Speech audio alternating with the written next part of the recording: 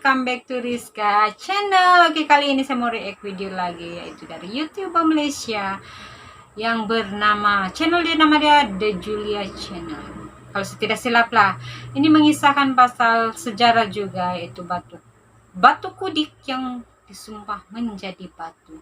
So mungkin ada di antara kamu yang belum pernah dengar nih cerita, dan sejujurnya saya first time dengar nih cerita. Selalu kita dengar pasal sumpahan-sumpahan dahulu kala yang menjadi batu ini seperti tanggang. Itu mungkin kita selalu dengar, tapi pasal cerita legenda di Sarawak ini saya kurang pasti. So sama-samalah kita tengok apakah cerita sebenarnya dalam video ini. Siapa yang belum subscribe, dia boleh kamu lawat channel dia untuk tahu lebih lanjut apakah video sepenuhnya, video-video apakah yang dikeluarkan, sebab banyak video yang menarik yang dia buat. So jom kita layan. Batu Kudi atau Batu Kudi adalah satu daripada batu-batuan misteri yang ada di Sarawak. Ini first time saya dengar. Lokasinya adalah berdekatan dengan kampung Semalatong di Simunjan. Oke. Yang menjadikan Batu Kudi ini begitu misteri karena rupa bentuknya seakan-akan manusia jika diamati dengan mata kasar. Di dalam menyingkap misteri Batu Kudi ini sebenarnya dikatakan mempunyai berkaitan dengan sumpahan kepada satu rumah panjang suatu ketika dahulu. Rumah panjang. Kisahnya begini. Beratus-ratus tahun dahulu, diceritakan ada sebuah rumah panjang yang terletak tidak jauh dari kampung Semalatong sekarang sedang berpesta-pesta. Dikatakan pada waktu itu penduduk kampung sedang meraihkan satu majelis perkawinan pasangan Uda dan Dara, yang mana persandingan mereka diadakan secara besar-besaran. Sudah menjadi lumrah, biasanya majelis persandingan akan diadakan beberapa hari. Dan kerana itulah dikatakan pada majelis persandingan ini, segala bentuk makanan maupun minuman adalah melimpah ruah.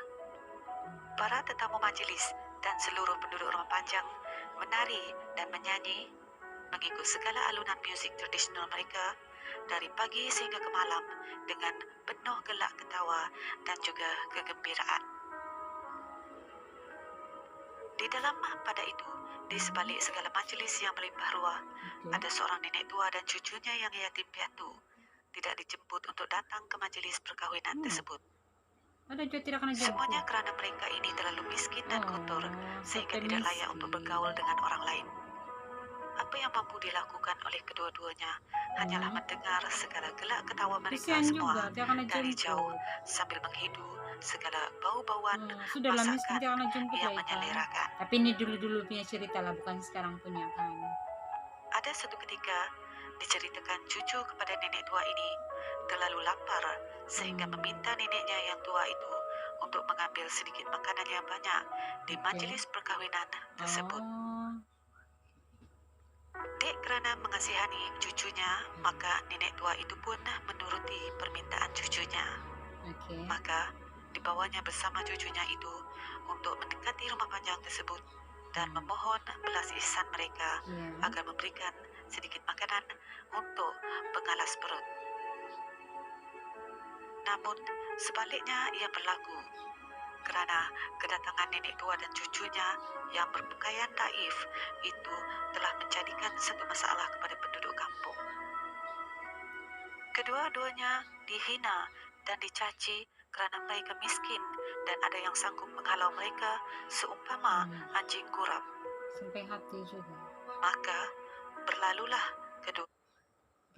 Maksudnya di sini cerita mengisahkan ada majlis kawin di rumah panjang tuh lah. Jadi semasa majlis kawin tuh dia sudah kena rai, maksudnya perkawinan orang kaya lah nih kan, kalau saya tidak silap lah. Kalau silap maafkan saya, ini saya punya pendapat. Orang kaya nih dia buat majlis kawin dan dia tidak menjemput nenek dan cucu yang miskin ini. Jadi ini cucu dia rasa lapar, jadi dia minta macam dia suruh nenek dia untuk minta sedikit makanan karena dia lapar. Ya kalau majlis kawin kan masih banyak orang masak-masak, masakan yang sedap-sedap, membuatkan orang yang kelaparan terhidup penuh mestilah tambah lapar. Jadi Nah, itu nenek pergi sana lah untuk meminta sedikit makanan. Tetapi dia punya orang nih tidak memberikan makanan, malah kena halau seperti yang dinyatakan tadi lah. Maksudnya ya tidak dilayan. So, tapi ini cerita dia bukan sekarang, ini legenda. Teruskan. Keduanya pulang ke rumah mereka, Nun Pas jauh di sudah ujung pulang. kampung tanpa mendapat sedikit makanan pun. Maksudnya nih Hendak nenek sama dijadikan cerita nih, oleh karena kecewa maksudnya nih nenek sama cucu nih dia tidak tinggal di rumah panjang tuh lah kali, dia tinggal di kampung sebelah kah, ujung kampung kah, dia bukan dari rumah panjang tuh. So itu mungkin antara satu faktor orang tidak akan dijemput. Pertama mungkin sebab dia kurang berkemampuan ya, kalau pergi majelis kau ini kan mesti pakaian kemas sedikit cantik sedikit, jadi ada orang tidak pakaian, jadi orang miskin, jadi mungkin tuh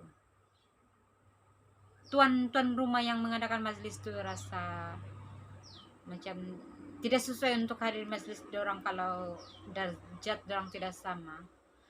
Wujud juga kah dulu begini, tapi tidak dinafikan, sekarang pun masih ada juga begitu kan, bukan semua orang tapi ada juga. So ya, jom kita teruskan cerita ini. diperlakukan sedemikian rupa. Tuh nenek sama Dikatakan tuh sebelum nenek cucu tua dan cucunya meninggalkan sedih rumah lah. panjang tersebut, cucunya sempat membuka bajunya Oh, dan terus memakaikan baju tersebut ke Ih. atas seekor anjing. Dikasih pakai baju dia dengan Anjing tuh yang anjing. tidak biasa dipakaikan baju Iya. sudah tentu akan memberontak dan akhirnya berlari ke dalam rumah panjang tersebut. Oke. Ini saya boleh Dan agak sosial tadi. ketika di dalam rumah panjang tersebut pula, dengan bisingnya alunan musik seumpama anjing itu berusaha menari bersama para penduduk kampung. Hai. Ada tetamu yang sudah pun bermabuk-mabukan. Melihat aksi lucu anjing itu menyebabkan seluruh penduduk kampung yang mengikuti serta di dalam majelis persandingan itu ketawa melihatnya. Oke. Kerana mabuk, ada yang tidak sedar sehingga turut menjadikan anjing itu sebagai pasangan tarian mereka. Dengan tidak semena-mena, cuaca yang baik akhirnya bertukar menjadi mendung. Langit hitam pula membayangi kawasan perkampungan tersebut dan turunlah hujan yang lebat beserta dengan halilintar sambung menyambung. Maka, kesemua yang di dalam majelis cuba untuk menyelamatkan diri, namun kerana panahan halilintar itu jugalah akhirnya keseluruhan rumah panjang dengan seisi penduduknya telah bertukar menjadi batu. Satu rumah panjang tukar jadi batu, termasuk orang-orang di dalam dia lah. Kepercayaan penduduk setempat, itulah kawasan yang dimana satu rumah panjang bertukar menjadi batu. Batu Kudi nama diberi karena di dalam dialek tempatan, Kudi atau Kudi bermaksud satu malapetaka yang akan berlaku kerana mentertawakan sesuatu yang tidak harus ditertawakan.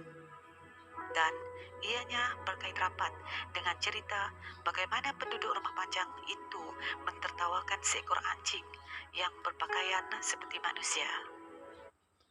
Oke, di situ kita sudah tahu lah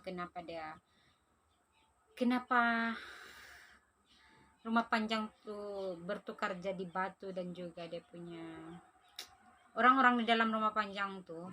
Ini bukan di Sarawak saja cerita begini, di Sabah sendiri pun, terutama di kampung saya di Ranau sana. Ada juga cerita begini, ada cerita kenapa batu itu wujud, ada cerita beginilah. Kalau saya tidak silap di kampung saya, tapi saya tidak sebutkan kampung saya di mana. Ini dia tidak famous lah, cuma ada satu kami panggil lokos. Saya tidak pasti kalau Melayu kena panggil apa. Di lokos itu ada satu batu besar lah. Dia seolah-olah macam bumbung rumah. Jadi mama saya cerita yang batu tuh dulunya sebuah rumah dan telah disumpah jadi batu. Dan cerita dia pun lebih kurang juga begini. Dia punya orang-orang di dalam tuh kasih ketawa. Saya guna bahasa Sabahan saya saja, harap kamu paham. Dia kasih ketawa tuh haiwan. Bagi orang dusun nih, terutama orang dusun sebelah saya lah, saya tidak pasti orang dusun sebelah tempat lain ada kepercayaan orang sama. Kita tidak boleh mentertawakan ataupun kasih ketawa tuh hewan seperti kucing ke anjing ke apa sajalah, sebab nanti kena panggil komando. Takut komando tuh itulah nanti cuaca jadi buruk, terus kena sambar petir, nanti jadi batu lah, macam-macam lah. Banyak cerita dulu yang cerita dulu yang mengisahkan begini. So pengajarannya di sini ya, banyak pengajaran yang kita dapat di sini. Itulah cerita legenda Batu Gudik yang diturunkan dari satu generasi ke satu generasi yang lain di kampung Semalatong. Dan yang lebih menariknya, misteri Batu Gudik ini juga turut mempunyai perkongsian cerita yang sama, baik dari perkampungan berdekatan Balai Ringin sehinggalah ke gedung jauhnya. Walaupun tiada kajian yang mampu membenarkan kejadian benar-benar berlaku atau tidak, namun apa yang ada di Batu Gudik yang mana ada susuk, seakan-akan wajah maupun badan manusia tetap menyimpan misteri yang tersendiri. Apa yang pasti, di dalam penceritaan cerita legenda ini mempunyai maksud tersirat yang boleh dijadikan pedoman kepada kita semua di dalam kehidupan seharian kita. Antaranya adalah usah sesekali kita memandang hina kepada mereka yang miskin hanya kerana kita sudah mempunyai segalanya. Semoga cerita ini dapat memberikan kita pengajaran. Sekian.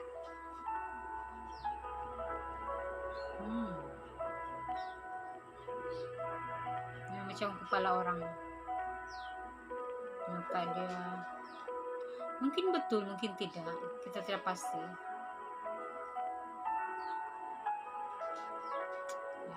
Oke lah guys, cukuplah kali ini video saya pada kali ini. Terima kasih karena sudah mengikuti sampai di sini. Dan ya, kalau kamu mau tahu lebih lanjut cerita pasal sumpahan batu tadi itu, kamu boleh sendiri lewat channel The Julia Channel nih. Banyak pengajaran yang kita dapat di sana. Kamu boleh lihat video sepenuhnya di channel dia, dan banyak lagi video yang dia buat, banyak info-info yang dia kongsikan. So ya, siapa yang belum subscribe, sila untuk subscribe saya dan juga dia. Dan sekiranya kamu ada saranan ataupun pendapat untuk saya improve video ini, ataupun ada video yang kamu ingin saya react, kamu boleh komen di bawah nanti di kolom komentar. Minta maaf, saya selalu tengok di luar sebab anak saya tengok saya di cermin sana. Dan ya, kita jumpa di video akan datang. Semoga bermanfaat. Dan ya, bye-bye.